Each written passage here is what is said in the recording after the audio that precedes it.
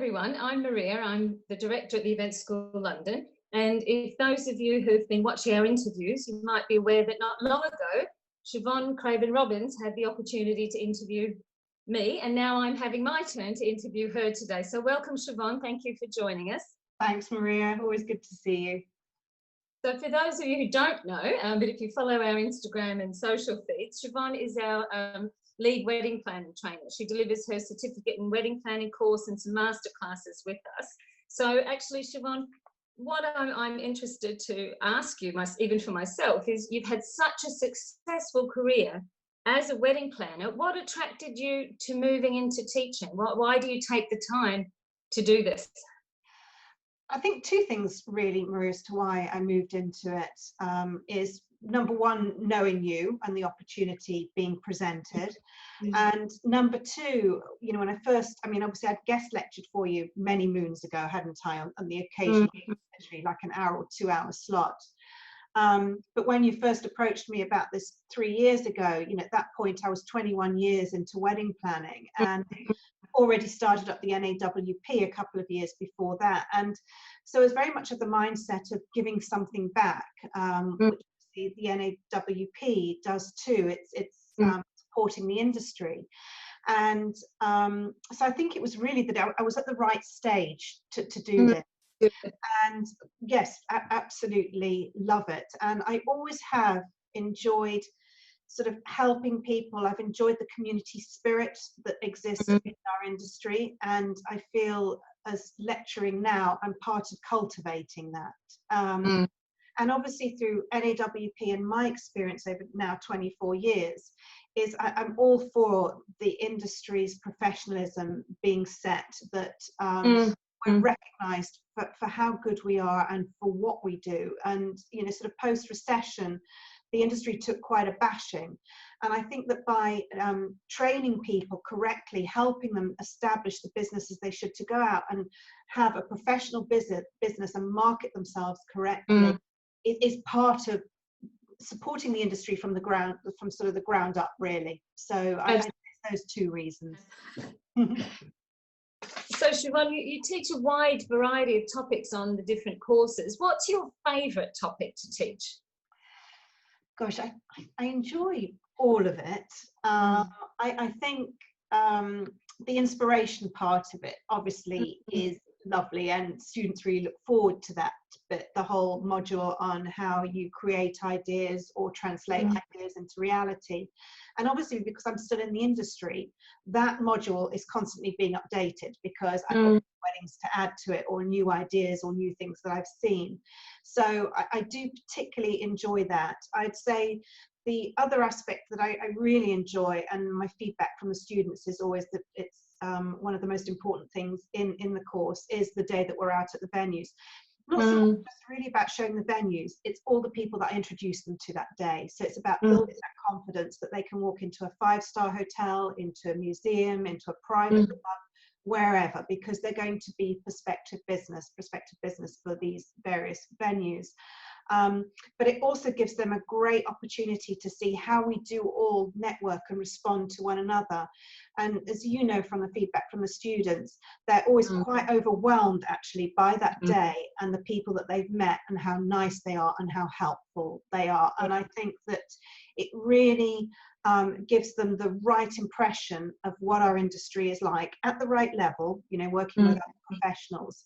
And so I really, I find that day very rewarding. But obviously I enjoy all of the course, recounting the various disaster stories and not so good aspects always still kind of bring me out in sweaty palms a little bit of the various situations I've managed to dodge and recover. But they're great life, you know, real life examples that I'm able to give my students, even if I don't get them. Is there a particular story or, you know, anecdote that you tell that the students always react to? What's your favourite? Oh gosh, there's so many, and obviously the ones where you've recovered disasters, they particularly like to hear. in that hopefully they're going to avoid those situations, or as a demonstration of, you know, there is a way to fix things. I think one of the ones that always makes them laugh, and does to me to this day, was the client who 3 days before the wedding, it was a massive wedding, Italian family, and we'd built a marquee in their garden. I say a marquee, it was really like a small mansion. And 3 days before, the father of the bride rang me and said, Siobhan, I think we need something extra for the marquee. I would like some Swiss guards at the entrance. And I put the phone down and had that moment of thinking, just think I can hire them out. And then, no, Siobhan, remember what you do. Think laterally. And obviously you got a pair of actors who dressed up as authentic Swiss guards that were there at the entrance to the marquee. So I think that's a great example of sometimes kind of how limitless possibilities are, and how you pretty much can get anything you want out there. There's never a dull moment, never a dull moment. No matter what program your students are on, whether it's the 5-day intensive, the evening classes, or now new online courses, what do you notice about changes in them from when they first start to when they finish? Do you see any sort of developments? What's that like working with them over that time? Yeah, that's interesting, and there's not much of a difference between if I've got them sort of for the 5 days, that's obviously quite intensive, to when it's spread over maybe 5 weekends, or the 8 evenings when we've done the evening one. The progression is sort of the same through the few days, and again, without exception, at the end of the first day, they are just so excited. And I love that. And it's that I've brought it to life for them. I've made this feel like something that they can do. And so that's the thing I really noticed. And then sort of the confidence they have by the end of the week, and that they've already made contacts. There's already people that they can talk to, that they can go back to see. It's real life stuff. It hasn't just come from a book without any interaction. I'm not saying there's anything wrong with that, but that's not the course that I teach, or how I choose to teach. And I'd say that, yeah, those are the differences. They're enthused by the end of it. And as you know, Maria, it doesn't stop there. Your follow-up is great. I still keep contact. There's so much support and opportunity that's created for them after they've done this course. And I think, yeah, you know, that's really great. That I love hearing. You know, I had an email the other day from I think Samantha was on, correct me if I'm wrong, was she on last summer, about a year or so ago, isn't it? And, through my contacts, I got her a job, literally, as she finished the course. As you know, 2 weeks later, she was employed at a venue. And she just touched base the other day, and it's just great. And she was saying she was rereading her notes from the course. And, you know, all the different situations that I talked about were situations that were now reality for her, and she was able to deal with them.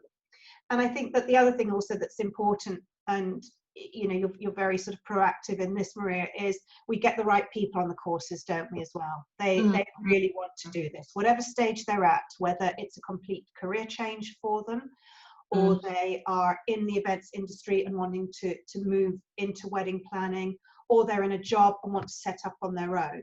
And obviously the course is versatile in that it's adapted to all those various scenarios. But I've always had students on these courses who've gone on and done what they said, which is really rewarding too. Have you ever had anyone who's got to the end of it and said, no, actually, it's not for me? Because I know sometimes it's a surprise for people, weddings or events. Now, how much administration's involved, for example? I haven't had anybody on any of the courses who at the end has decided it wasn't for them.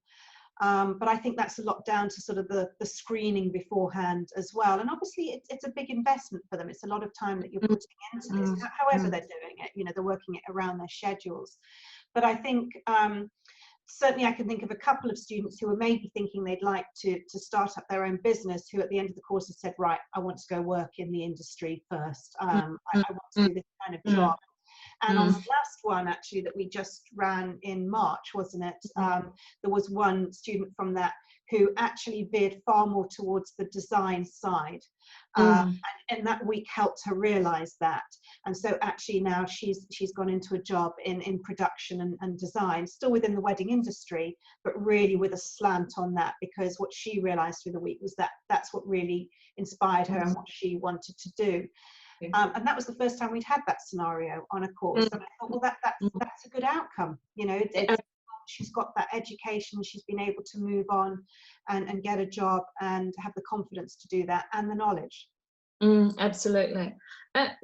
So much of what you do with your students is about our face-to-face experience. You know, we love to give them the experience of London, of us, of the industry, because of the situation the way it is now, where we've moved with online for all aspects of our life. How do you think, how will you be creating experiences for your students in your new online classes? Switching to the online class is obviously new for all of us and has been forced out of the situation that we're in right now with the coronavirus pandemic. But as we both know, in looking at it, it is transferable. You absolutely can do it in an online course.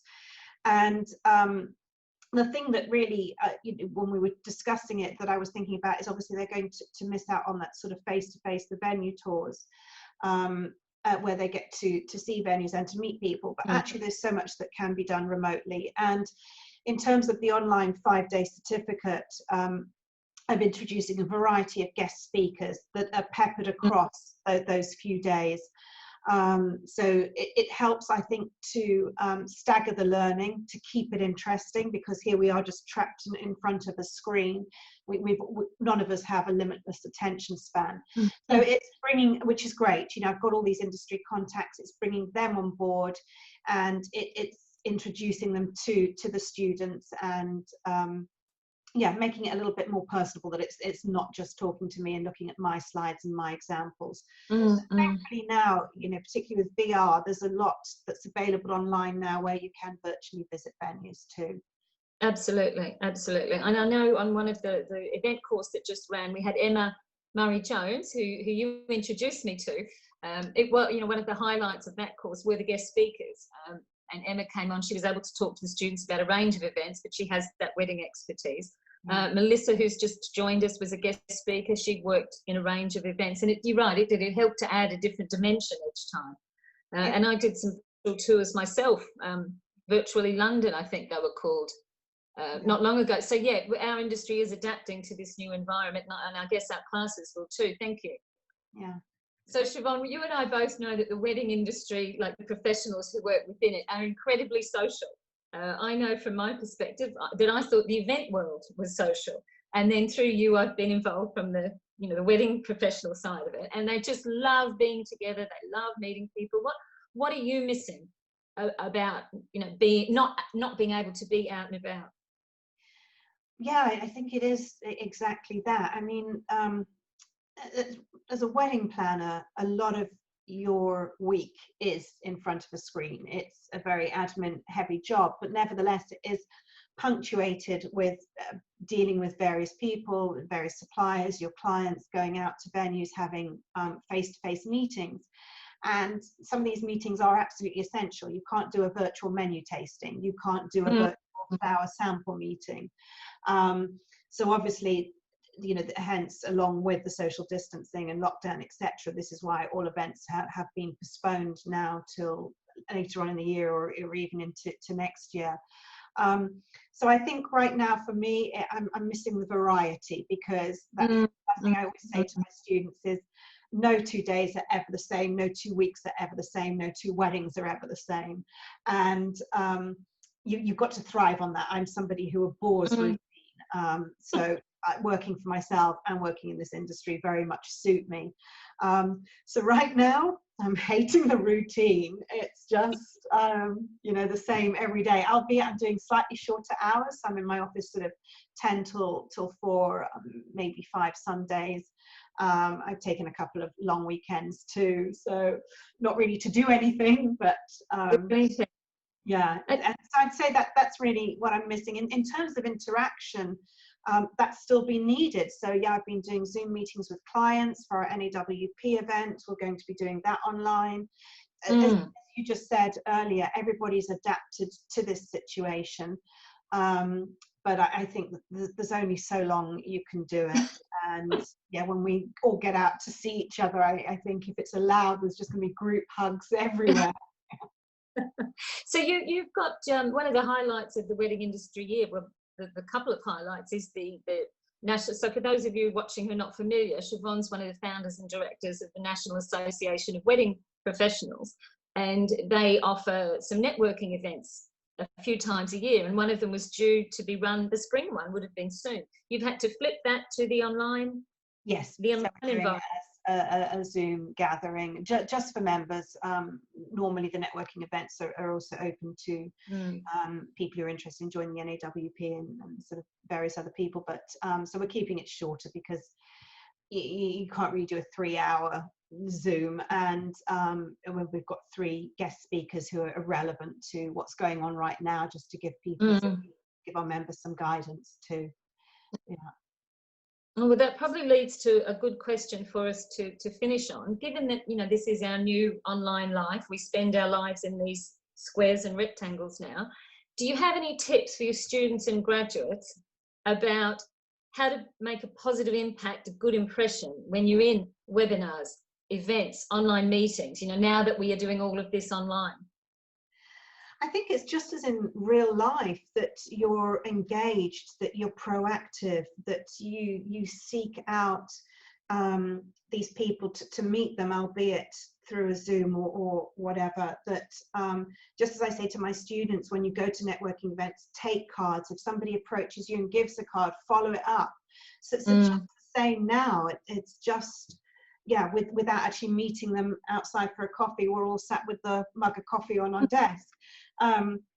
So I'd say that, and then in the webinars, etc., that they attend to be engaged, to ask questions, to support these. And again, it's just as I say to my students, if they get invited to something, you know, like a cake maker who they're working with is doing a launch of her 2020 collection, go to it, support your suppliers, because it's all reciprocal and it's important.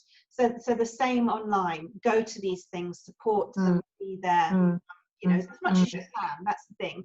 We actually, amazingly, there is still work to be done. We haven't got 6 hours every day to spend on webinars and Zoom meetings, etc.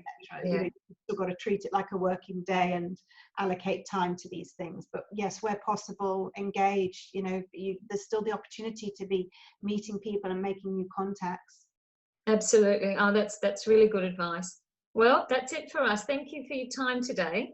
And I'm sure I'll be seeing you online very soon, and hopefully face to face not that much longer. Take care. All right. Thanks, Maria. Bye-bye.